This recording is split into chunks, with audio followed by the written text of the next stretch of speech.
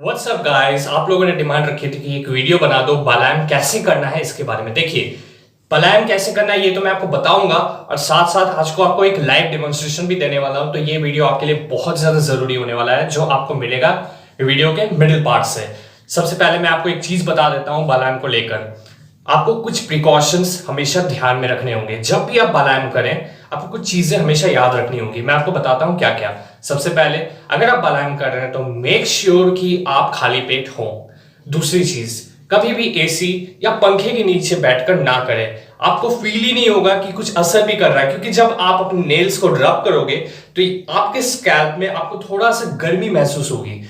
तो अगर आप एसी में बैठ रहे हो, कॉमन सेंस की बात है, अगर आप एसी में बैठ रहे हो तो आपको पता चलने में बहुत ज्यादा टाइम लगेगा। क्योंकि देखो, जो एक्सटीरियर एनवायरनमेंट है, जो टेम्परेचर है और जो आप यहां पे कर रहे हो, स्कैल्प के पास जा रही है आपकी सारी ब्लड, तो आपको पता चलने में बहुत ज्यादा टाइम लगेगा दोस्त। इसलिए मैं आपको कह रहा हूं, टेरेस पे चले जाए, टेरेस पे जाके बालायम करें, या फिर हो सकता है आपका कोई गार्डन वगैरह हो तो वहां पे जाके करें, या हो सकता है तो पंखा बंद कर ले थोड़ी देर के लिए। 5 मिनट लगेंगे दोस्त, 5 मिनट में कुछ नहीं बिगड़ेगा। अब बहुत सारे लोग ये भी कंप्लेन करते हैं कि बालायम करने से, ध्यान से सुनिए, बालायम करने से उनके बाल और ज्यादा झड़ रहे हैं। लेकिन दोस्तों मैं आपको एक चीज बताता हूं। देखिए, बालायम में ये चीज होती है। आप बालायम अगर कर रहे हो 1 मंथ के लिए, लेट्स से, ठीक है ना, आप अगर 1 मंथ के लिए बालायम कर रहे हो तो होता क्या है, आपके जो पुराने बाल हैं, जो बिल्कुल भी उसमें जान नहीं बची, वीक हो चुके हैं, वो सारे झड़ेंगे ही झड़ेंगे। इसलिए लोग और ज्यादा कंप्लेन करते हैं कि बालायम करने से उनके बाल और ज्यादा झड़ रहे हैं। तो लोग वहां पे और गिव अप कर देते हैं कि नहीं यार, बालायम से तो और ज्यादा बाल झड़ रहे हैं, ये क्या चीज है भाई, इससे तो हमारे बचे खुचे बाल भी चले जाएंगे।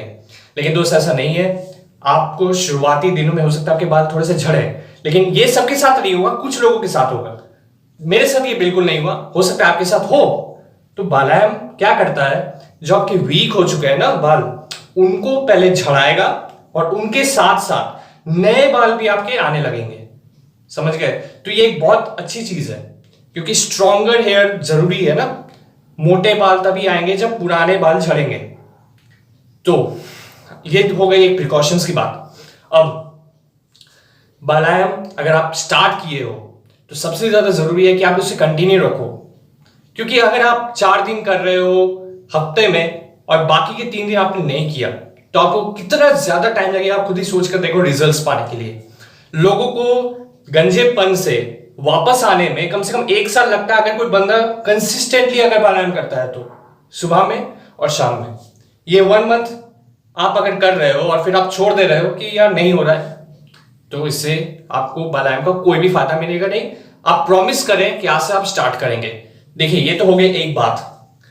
अगर आप बालायम कर रहे हैं, अगर आप बालायम कर रहे हैं तो आप जो भी तरह का शैम्पू यूज करते हैं, जो भी तरह का कंडीशनर लगाते हैं, उन सारी चीजों को भी ध्यान में रखें।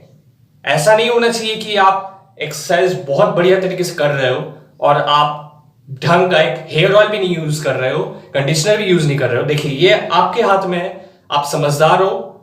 बहुत सारे ऐसे ब्रांड्स होते हैं जिनमें केमिकल्स होता है, तो आपको चेक कर लेना चाहिए कि किसमें है और किसमें कम है। क्योंकि एकदम से आपको ऐसा कोई हेयर ऑयल नहीं मिलने वाला कॉमर्शियली जिसमें केमिकल ना हो, है ना। वो तो अपना देखेंगे थोड़ा बहुत फायदा। तो आपको इसलिए मैं बोल रहा था कि मैं आपको होममेड सारी चीजें बता दूंगा। जैसे जैसे हम बढ़ते जाएंगे आगे, कोई एक वीडियो में मैं आपको बता भी दूंगा, कोई चिंता की बात नहीं है दोस्त, ठीक है ना।